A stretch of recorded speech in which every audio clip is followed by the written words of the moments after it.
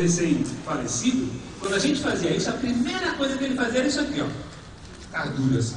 Porque tinha que ser o melhor possível dele. Bom, aí você vai tirar foto, e junto do churrasco está também o seu querido sobrinho chamado Bruno. Calma, filho Bruno não tem problema, é sobrinho Bruno que tem problema. Se o filho é Bruno, não tem problema nenhum. O que acontece com o sobrinho Bruno? Ele tem 9 para 10 anos. O sobrinho Bruno fez download, não nasceu, né? Aí vai tirar a foto, o que o sobrinho faz?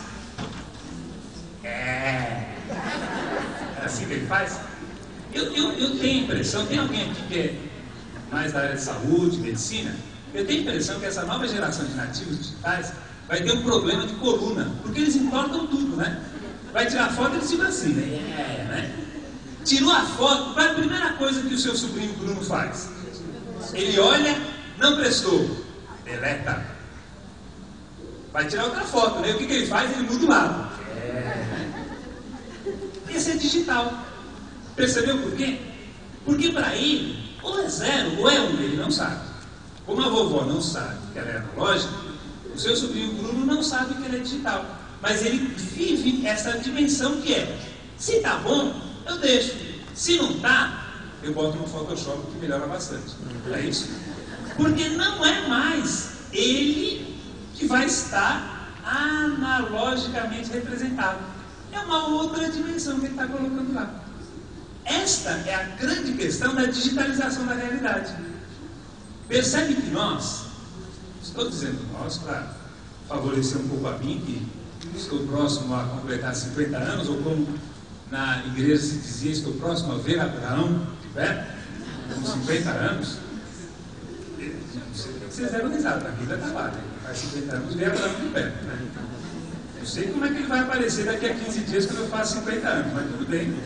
A minha esposa diz que controla essa situação com certeza.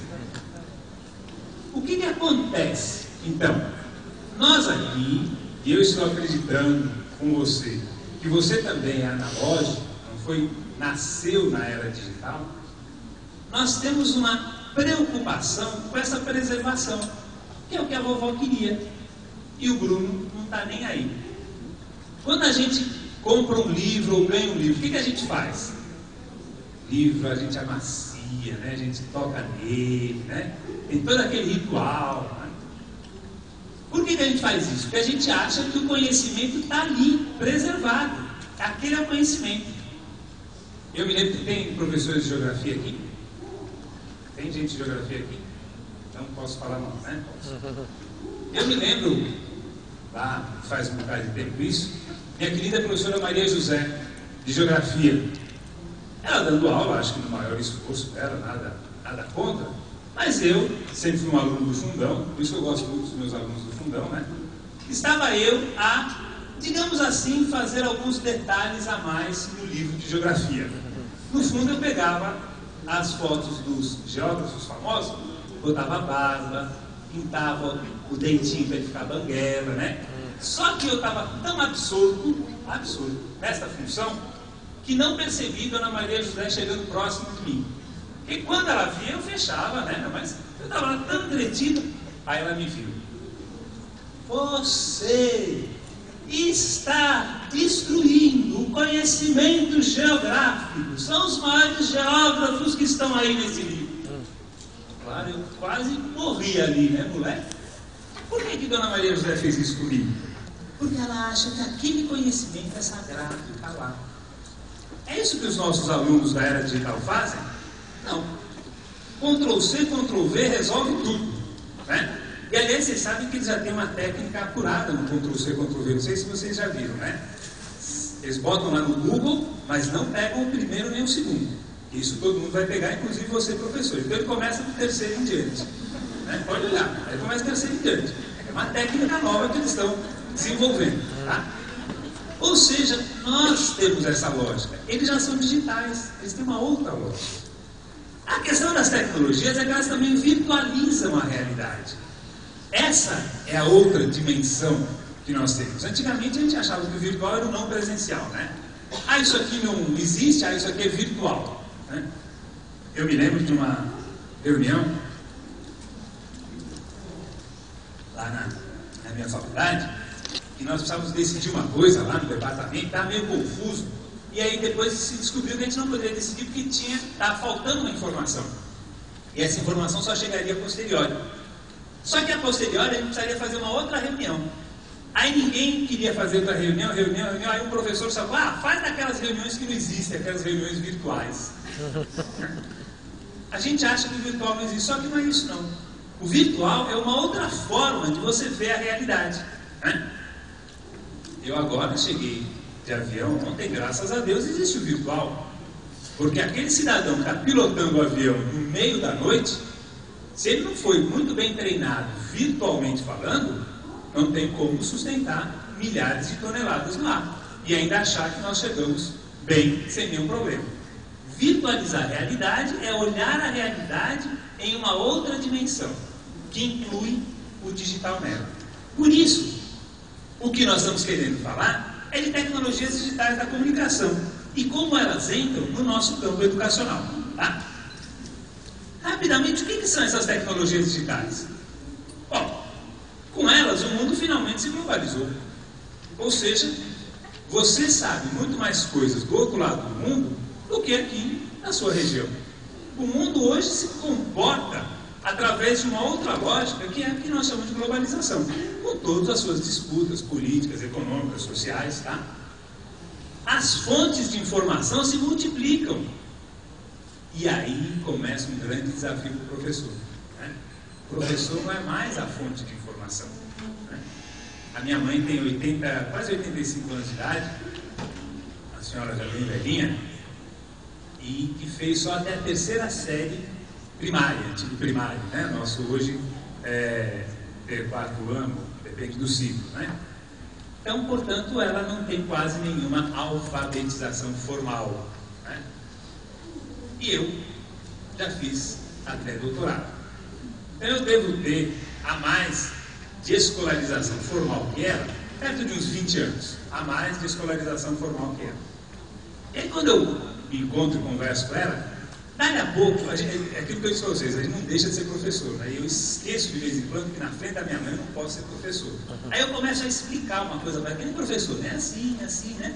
O professor repete, eu fico lá. O que a minha mãe fala? Ela diz assim, fala, professor.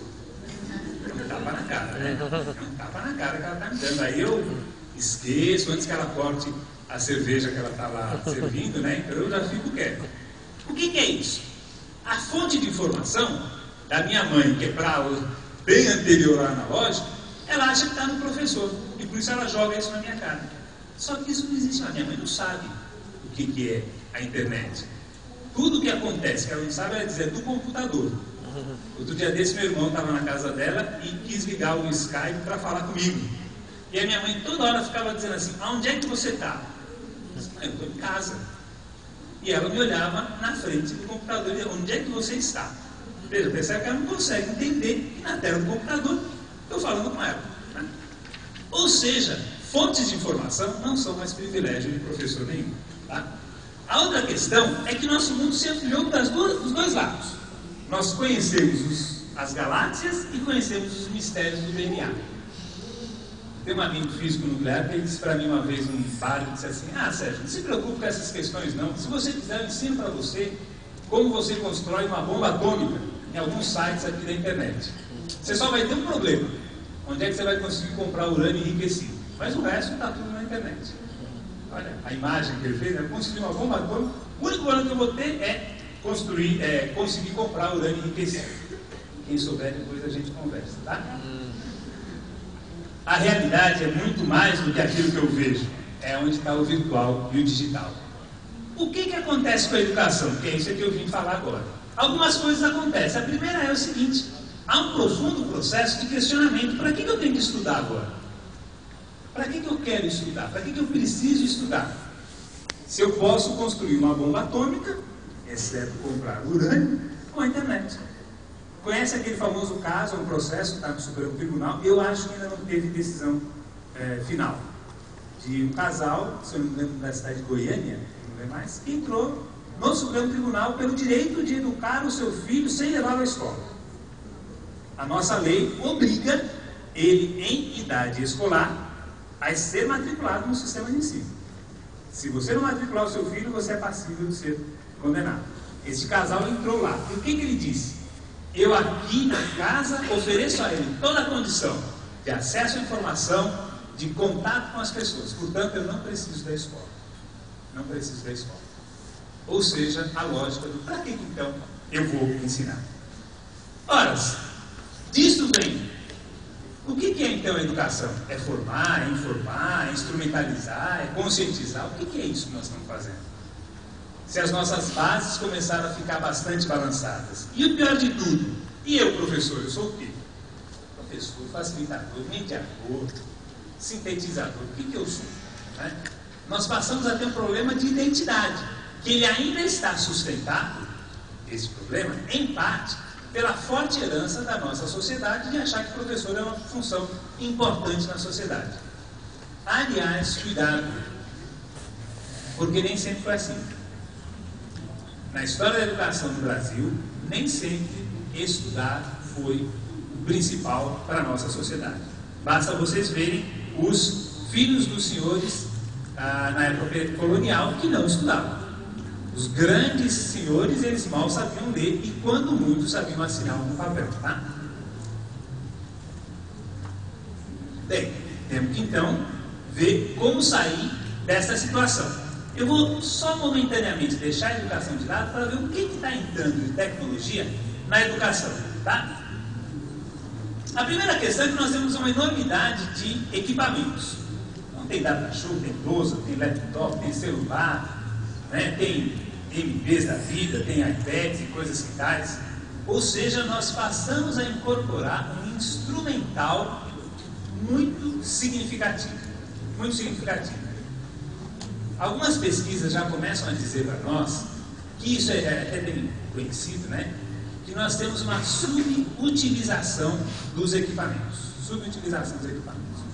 A começar desse celular que está aí na sua mão, na sua bolsa.